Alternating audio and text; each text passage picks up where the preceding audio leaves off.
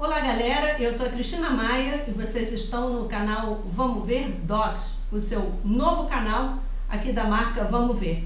Hoje eu recebo o advogado Dr. Luiz Fernando Silva, que é especialista na área de previdência social lá do Brasil, e vamos bater um papo das suas previsões para o Brasil com essa nova gestão presidencial.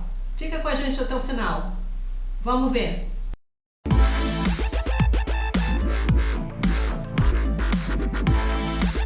Doutor Luiz Fernando, muito prazer em receber novamente o senhor aqui no canal. Prazer também estar com vocês novamente. É sempre muito legal poder trocar algumas experiências com o pessoal que está tão longe. Bom, as pessoas estão vindo até a mim. Cristina, eu estou preocupado com o que possa acontecer com o Brasil. E eu falei, calma. Trouxemos aqui, convidamos e agradecemos o aceite, Dr. Luiz Fernando. Como eu já falei anteriormente, ele é especialista em previdência social no Brasil e também já participou de outros vídeos aqui no canal. Vamos começar então com um tema que é bem interessante, que algumas pessoas vêm perguntando. Se existe a possibilidade de uma criação de uma lei onde os beneficiários brasileiros, estamos falando aí de aposentados e pensionistas, né, seja da área civil ou militar, se essas pessoas, se esses beneficiários podem perder o direito aos seus benefícios. Concretamente sobre a pergunta que você fez, não vejo nenhuma possibilidade. Por que não vejo nenhuma possibilidade? Nós vivemos num ambiente político em que pese essas divergências, né? Mas vivemos num ambiente político, econômico no Brasil que não dá espaço a esse tipo de arrobo autoritário, vamos dizer assim, né? Porque alguém que pretendesse, por exemplo, lesionar direitos adquiridos, como seria na essência o resultado de uma resposta positiva à pergunta, alguém que pretendesse algo desse tipo não prosperaria de modo algum, não acredito. A gente vive num país que tem instituições que estão se mostrando resistentes, resilientes, fortes, né? E essa não é uma perspectiva. Estou falando com muita franqueza, não há, até onde eu avalio das manifestações do governo eleito, nenhuma intenção de caminhar nessa direção, ao contrário, né? Ouvi durante a campanha manifestações, por exemplo, sobre a necessidade de rever alguns aspectos da emenda constitucional 103, que foi a reforma lá do início do governo Bolsonaro, que trouxeram, vamos dizer assim, restrições ou lesões a direito muito sérias. Vou dar um exemplo aqui que eu vi na campanha, né? Uma pessoa que seja pensionista ou esposa de um servidor público e que não tenha nenhuma outra renda, de repente, na morte desse servidor, a partir da emenda 103, passou a receber 60% da renda da família antes. Essa é uma medida drástica demais, né, e que não tem nenhuma justificativa previdenciária, até do ponto de vista do equilíbrio financeiro e atuarial, sobretudo porque normalmente essas mortes ocorrem já na idade avançada, muitas vezes já com o servidor em gozo de aposentadoria. Quero dizer, tendo somado contribuições suficientes para financiar o benefício dele. Ora, se o benefício dele, se morresse primeiro a esposa e não ele, né, esse benefício dele estava autofinanciado até o final, por que morrendo ele e ficando a esposa, e sobretudo numa condição em que ela não tenha nenhuma outra renda, por que nós temos que reduzir para 60% esse valor? Então, esse aspecto, por exemplo, eu ouvi ser dito, de que precisava ser revisto isso, porque foi uma medida dura demais, que retirou recursos financeiros de algumas pessoas. E veja, nós temos categorias de servidores públicos no Brasil com faixa salarial muito baixa ainda, 2.000 e poucos reais, 3.000 reais. 60% disso é jogar essas pessoas para um salário mínimo. Ou seja, uma política estatal que fomenta a pobreza. Fomenta a pobreza, porque reduz drasticamente a capacidade de renda dessas pessoas e a capacidade delas honrarem até compromissos financeiros anteriores, né? Gerando problemas, inclusive, para a segurança nos contratos habitacionais, contratos bancários, etc. Então, eu sou daqueles que acreditam que, ao contrário, nós devemos pleitear para o lado positivo a revisão de algumas medidas, e não digo só em relação ao governo Bolsonaro, a emenda do governo Bolsonaro não, vou mais atrás, até na emenda do governo Lula, na primeira versão, a emenda 41, para fazer algumas correções de rumo que permitam melhorar as condições do regime previdenciário público brasileiro.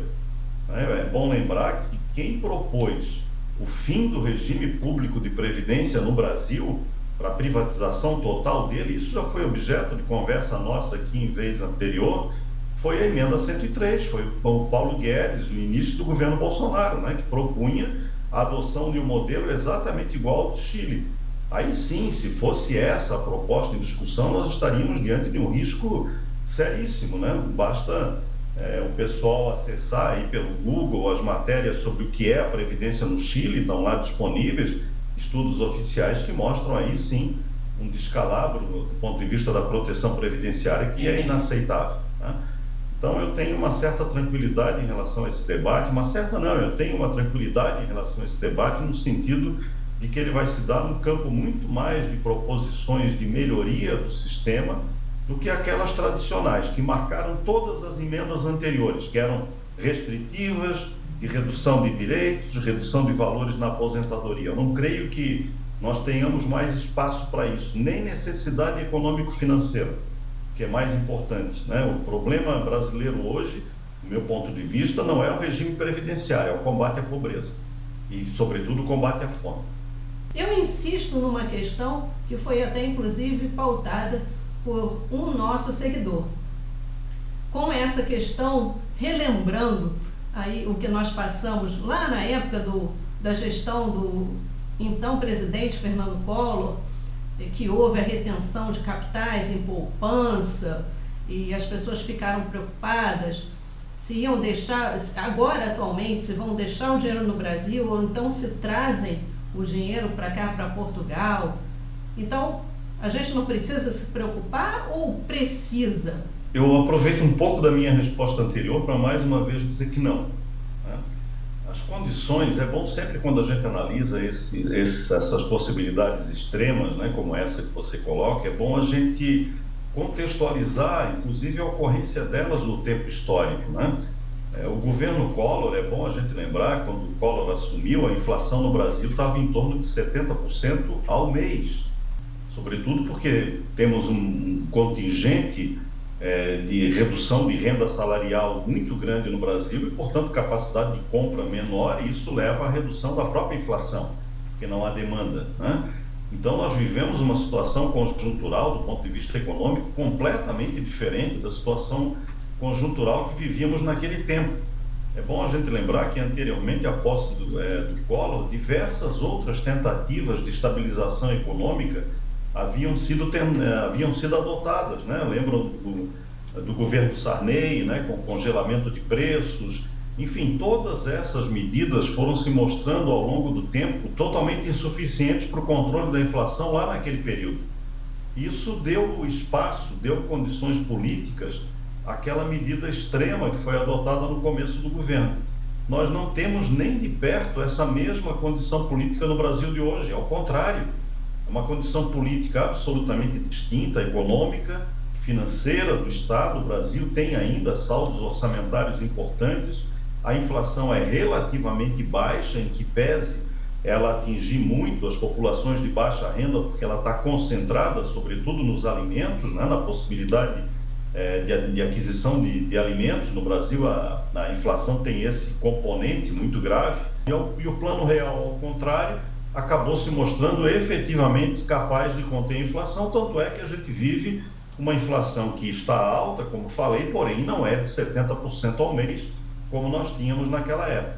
Lá em 2003, nós tínhamos uma composição marcadamente à esquerda, ainda que o vice-presidente fosse uma pessoa ligada ao empresariado, um importante empresário nacional, e, portanto, de matiz liberal, né? Mas tínhamos um governo marcantemente à esquerda. As pessoas querem uma vida diferente, né? Então, para você que pretende sair do Brasil, quer morar aqui e quer vir trabalhar, ou então vem com o visto de residência, que não precise trabalhar, que é o visto de residência D7, né?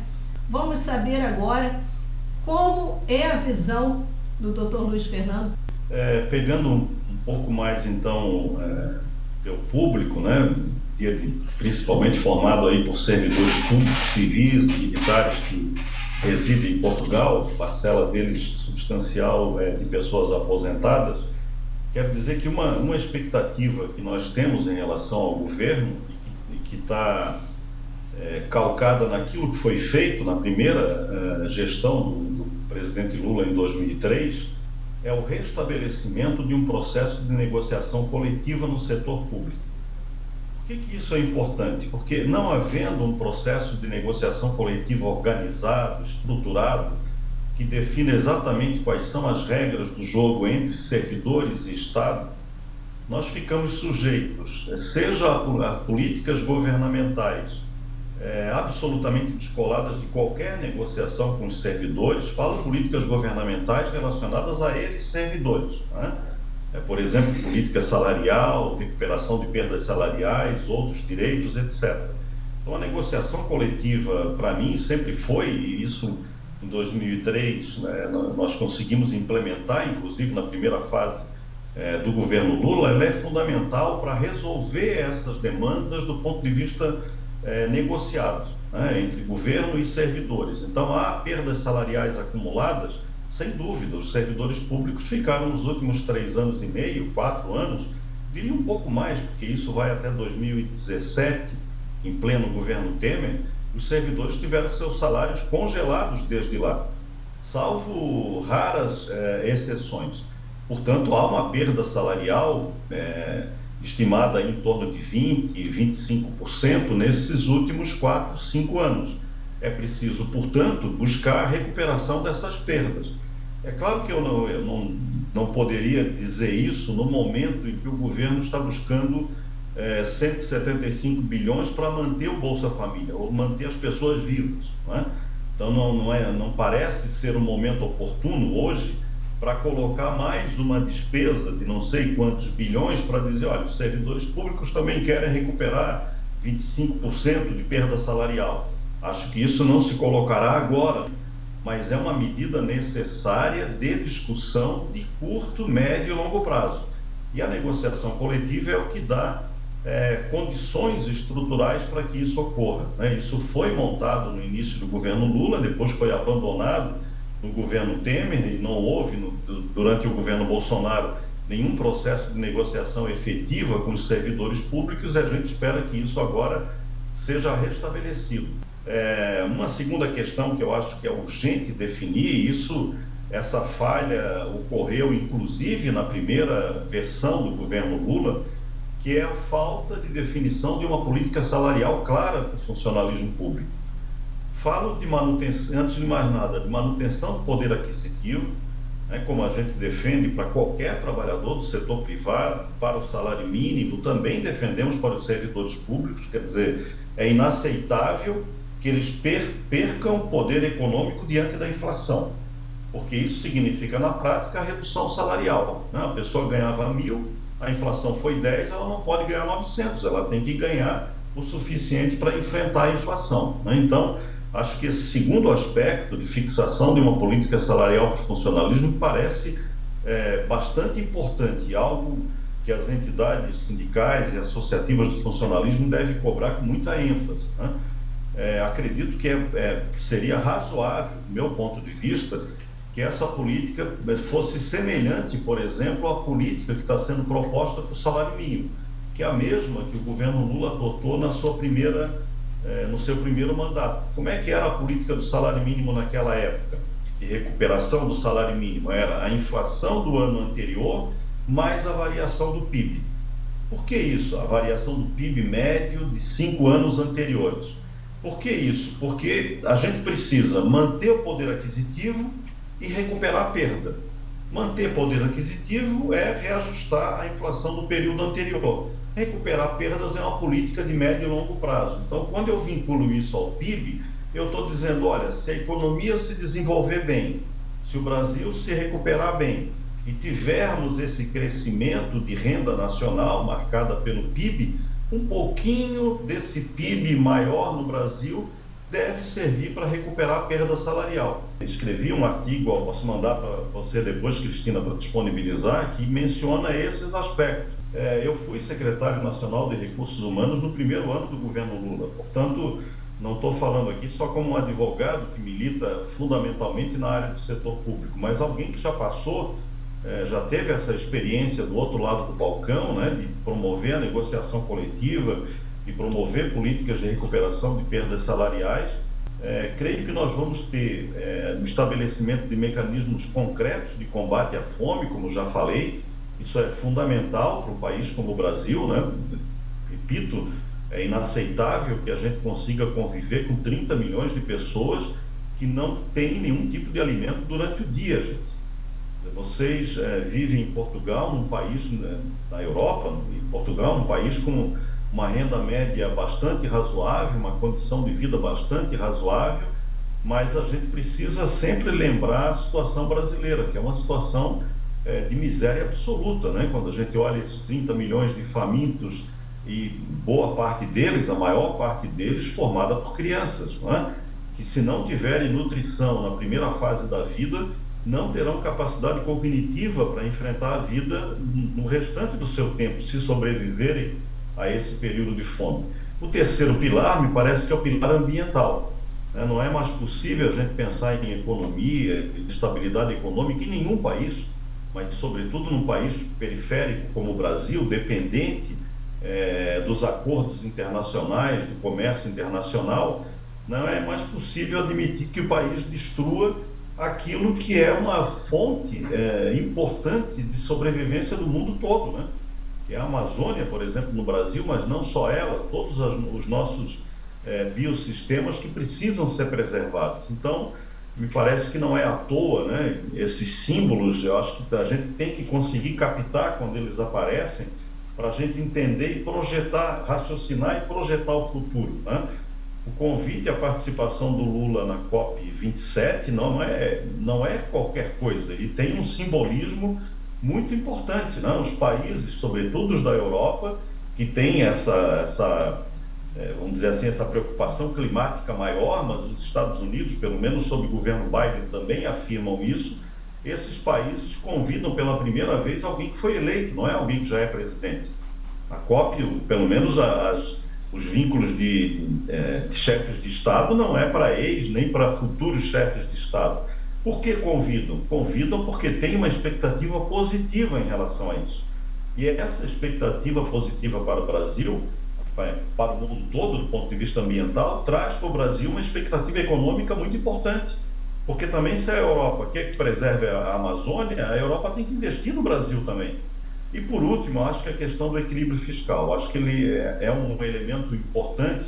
Eu não sou economista, evidentemente, sou advogado com uma séria preocupação com a área social, mas reconheço que é uma corda bamba que precisa ser muito bem medida pelos governos, né? Qualquer pessoa que esteja no governo. Então, ter essas preocupações todas, mas ter a preocupação de que se ele resvala por vamos dizer assim, para a emissão de dinheiro em larga escala, isso gera inflação, desequilibra as contas públicas do país e, portanto, traz problemas econômicos que destroem toda e qualquer política, mesmo a de combate à fome.